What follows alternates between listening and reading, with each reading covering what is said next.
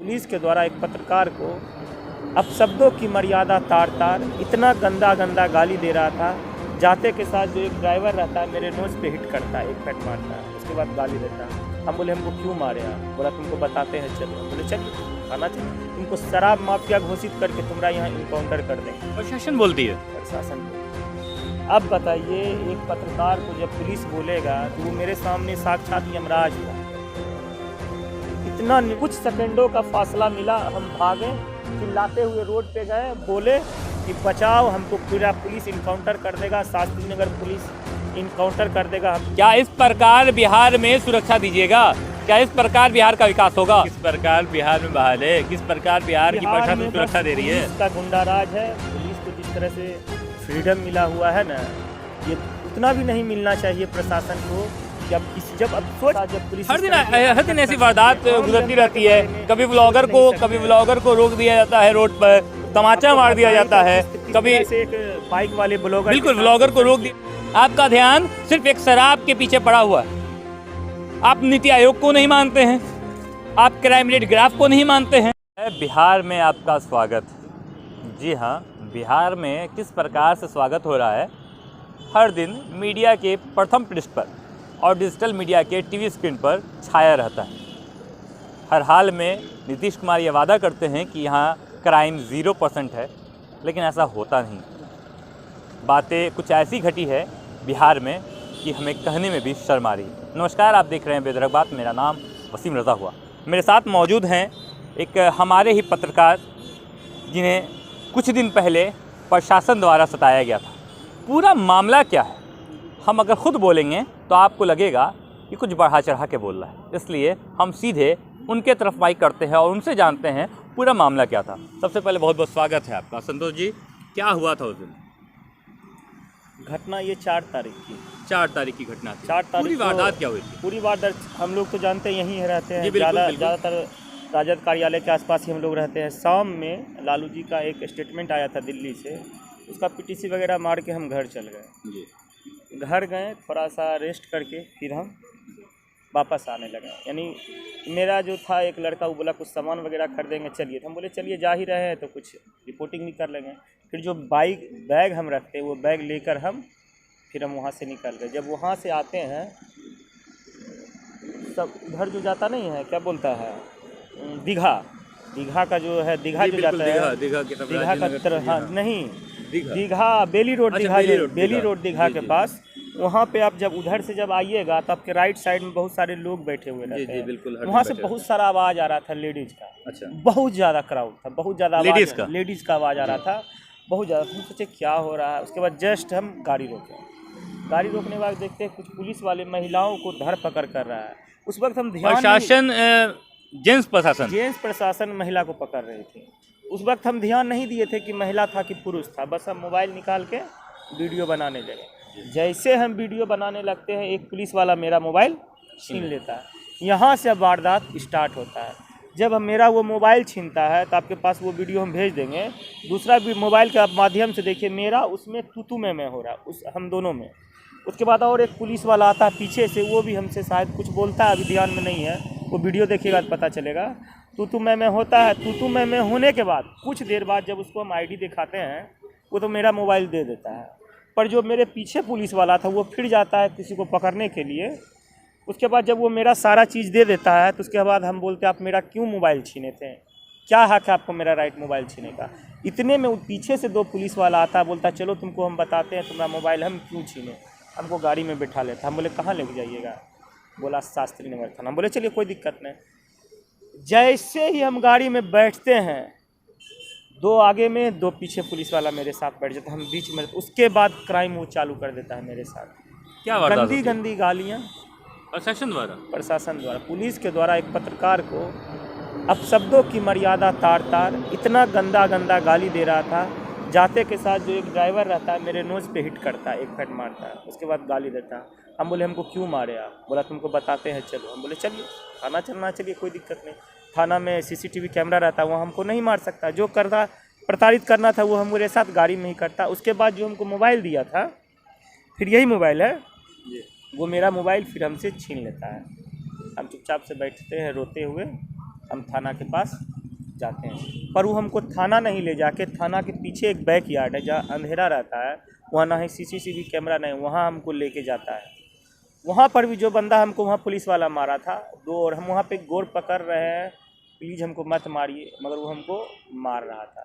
फिर उधर से आया बम पे मेरे एक फाइट नहीं, उस बम पे मारने से पहले मेरे छाती में एक पंच वो हिट किया, बहुत झटका लगा, हम और डर गए कि आप मेरे साथ क्या कर, इस तरह का बर्ताव। आप हमको थाना लेके बोले थे, हम उस वक्त शास्त्री नगर थाना नहीं देखे थे, पर बाद में पता चला वो थाना का बैक यार्ड है, थाना जस्ट उससे 10 कदम आगे है। जी जी बिल्कुल। मानिए तो वो थाना के पास ही हमको थाना का ही कैंपस ही था, थाना परिसर ही है वो, थाना का ही कैंपस था, पर पीछे का वो हिस्सा है जहाँ हमको वो लेके गया।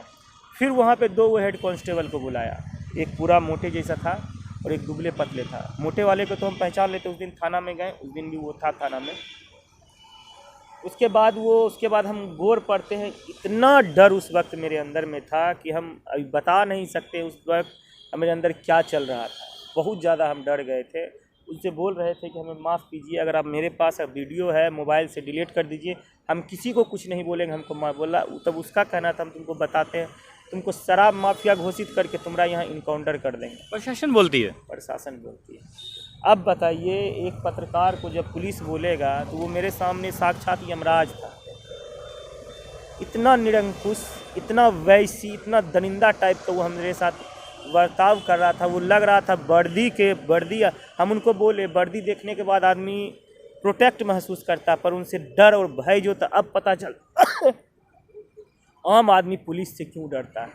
जो रूप हम पुलिस का अभी तक 28 वर्षों में नहीं देखे थे, अब वो मेरे सामने था। क्यों आम जनता पुलिस से डरती है? इसका कारण यही है जिसका हम विक्टिम हैं। इसी बीच पुलिस वाला 2 और हमको पकड़ने के लिए अंदर और लेके जा रहा था, हमको मारने के लिए जान से। उसी बीच जब 2 गेट के बीच में थोड़ा सा गैप हुआ ना, बस यही गेट है मान लीजिए, उसी बीच हमको भी नहीं पता था कि हम भाग पाएंगे। उसको भी इतना हम डरे हुए थे, वो तो सोचा ही नहीं कि भाग भी जाएंगे। थोड़ा सा वो केयरलेस हमको लगता हुआ होगा। उसी बीच कुछ सेकंडों का फासला मिला, हम भागे, चिल्लाते हुए रोड पे गए, बोले कि बचाओ, हमको पूरा पुलिस इनकाउंटर कर देगा, शास्त्री नगर पुलिस इनकाउंटर कर देगा, हमको पुलिस से बचा लो, हम पत्रकार हैं। भागते भागते वो जो 2 कांस्टेबल आया था वो मेरे पीछे कुछ दूर तक गया। जैसे हम गेट से निकले थे, एक गाड़ी वाला आया, हम गाड़ी की साइड चल गए, पुलिस ही साइड चला आया। उसके बाद भागते हुए गए, वहाँ पे अंधेरा रहता है, बिलेट्रॉन ऑफिस के पीछे ही वो कैंपस है।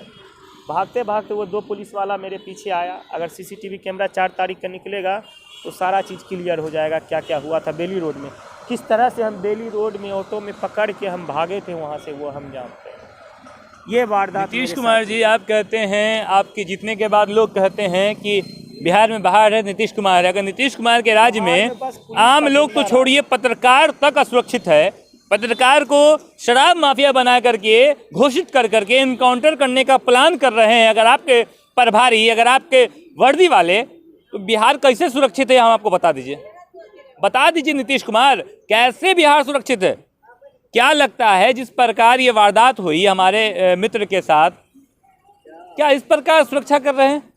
क्या इस प्रकार का माहौल बना रहे हैं?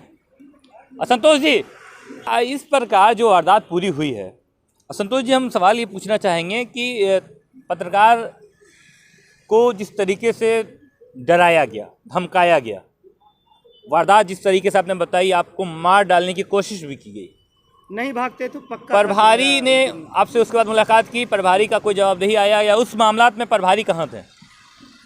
प्रभारी का साफ कहना था कि हम नहीं थे। मेरी गैर मौजूदगी में ऐसा हुआ है। उन्होंने इसके लिए माफ़ी भी मांगा। उन्होंने बोला कि अगर ऐसा हुआ है तो हम माफ़ी मांगते हैं। सिर्फ माफ़ी? उसके बाद बोला जो भी आपके साथ किया है पुलिस वाला, उस पर हम कार्रवाई करेंगे, लाइन हाजिर करेंगे, वगैरह वगैरह। बोला कि अब जो हो गया, हुए हैं वो लोग, अब तो हमको पता नहीं है हुए कि नहीं हुए, पर हमको मोबाइल वो दूसरा दिन 12 बजे बुलाए थे। हमको शाम में 12 बजे तक, शाम तक 4-5 बजे तक हम खड़े थे वहीं पे। शाम में हमको मोबाइल दिया गया नेक्स्ट डे।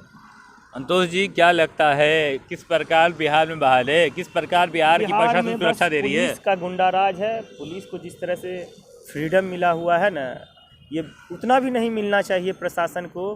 कि अब सोच लीजिए, जब हम आप पत्रकार हैं, हम लोग के साथ जब पुलिस हर दिन ऐसी वारदात गुजरती रहती है। कभी व्लॉगर को रोक दिया जाता है रोड पर, तमाचा मार दिया जाता है, कभी से एक बाइक वाले ब्लॉगर, बिल्कुल ब्लॉगर को रोक दिया जाता है, तमाचा मार दिया जाता है, तरह से हिट किया गया, मारा गया। आखिर आए दिन क्या हो रहा है बिहार में? क्या इससे क्या मतलब, क्या इससे बिहार जाएगी? पुलिस का जो कैरेक्टर बन रहा है, ब्लॉगर हुआ था, हमको लग रहा था ब्लॉगर का गलती है, पर अब समझ में आ रहा है कि उस समय भी ब्लॉगर इस प्रकार की वारदात होती रहेगी तो बाहर के प्रदेशों में क्या सूचना जाएगी? बिहार पुलिस का जो छवि है वो खराब हो चुका है।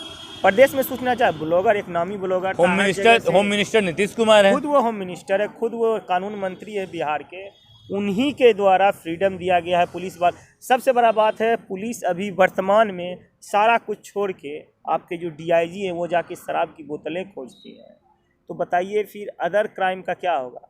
रोज़ आप जनता दरबार में देखते हैं, बाहर में जनता दरबार में लास्ट वीक एक कवरेज हम किया था, 5 पुत्र की हत्या हो गई थी, उनका अभी तक सुनवाई नहीं हुआ है। बताइए कहाँ तक पुलिस गिरेगा? किसी माता की अगर 5 पुत्रों की हत्या हो जाती है, उसके बाद भी एक गुनहगार को भी अगर पुलिस नहीं पकड़ पाती है, तो हमको अगर उस दिन मार देता तो कौन सा बड़ा बात हो जाता? कौन सा बड़ा बात हो जाता बताइए? क्राइम रेट तो बढ़ा हुआ है बिहार में। जी बिल्कुल। अभी देखिए एक चीज़ आपको नोटिस करना है, जिस तरह से अभी शराब पकड़ाया जा रहा है खेपा खेपा, अभी पुलिस जब से दीपावली के बाद से वो जो नरसंहार हुआ, नरसंहार के बाद समीक्षा हुआ, सोच लिए उसके पहले कितनी सारी गाड़ियां आती हुई, वो तो बिना चेकिंग सारा पैसा पुलिस के हाथ में जाता है। अभी भी चल ही रहा है, अभी भी लगातार, तो वो तो खुद पता चल रहा है कि बिहार में कितना खेप आ रहा था। जो पकड़ाने के बाद जब सरकार सो गई थी पिछले 5 सालों में, कितना शराब की बोतल, तब ना ये होम डिलीवरी का धंधा बन गया है। जी बिल्कुल। आज जो बेरोजगार युवा है माइक पकड़ लेते हैं, शराब की बोतलें उठा रहे हैं, शराब का तस्कर बन गए, इसका क्या कारण है? पुलिस की लापरवाही। सरकार जो दारू पे छोड़ दी थी, माफियाओं के द्वारा बिजनेस व्यापार, ये हाइड रूप से व्यापार बना हुआ है, अभी आपकी क्या मांगे हैं? कुछ तो ऐसे दिल में विवेचना होगी ना? मेरा मांग ये है कि पत्रकार के साथ पुलिस की इस तरह का नहीं होना चाहिए। नेक्स्ट टाइम पत्रकार को सुरक्षा सरकार मुहैया करा दे, बस यही मेरी मांग है। कि जिस तरह से आए दिन पत्रकार, आप देख ही थे बुद्धिनाथ झा की किस तरह से निर्मम हत्या कर दी गई मेडिकल माफिया के द्वारा। इधर कुछ दिन पहले एक जगह का हम नहीं बोल सकते, एक गाड़ी के द्वारा एक पत्रकार को चिप दिया गया, कुचल दिया गया। बहुत सारे घटनाएं हैं। अब उस दिन अगर हम नहीं भागते तो हमको मार दिया जाता। मतलब पत्रकार किसके पास जाए? सरकार आपका, नीतीश बाबू आप सुशासन बाबू कहलाते हैं। जब पत्रकार आपके राज्य में सुरक्षित न है, आम जनता को आप कैसे सुरक्षा दीजिएगा? जी बहुत बहुत शुक्रिया। हमारे साथ अंतोष जी थे, उन्होंने जो कुछ बताई, जो रात को जिस प्रकार की वारदात उनके साथ गुजरी, सुनकर दिल सच में दहल गया। अगर ऐसा राज्य बिहार बन गया है तो फिर क्या कहना। नीतीश बाबू, आपको सुशासन की सरकार कहा जाता था, आपको सुशासन बाबू कहा जाता था, और आपके राज्य में इस प्रकार घटना घट रही है। मतलब हर आए दिन कोई ना कोई घटना, कोई ना कोई वारदात तो चलती आ रही है, लेकिन आपका ध्यान उधर नहीं है। आपका ध्यान सिर्फ एक शराब के पीछे पड़ा हुआ है। आप नीति आयोग को नहीं मानते हैं, आप क्राइम रेट ग्राफ को नहीं मानते हैं, आप घटना पर समीक्षा बैठक नहीं करते हैं। आप कौन सी नींद सो रहे हैं नीतीश बाबू? क्या इस प्रकार बिहार में सुरक्षा दीजिएगा? क्या इस प्रकार बिहार का विकास होगा? ये बहुत बड़ा सवाल हम छोड़े जाते हैं आप पर। उम्मीद रहेगा इस सवाल का जवाब आप ढूंढिए और हम पत्रकार संघों को दीजिए। तब तक के लिए दीजिए मुझे इजाज़त। धन्यवाद।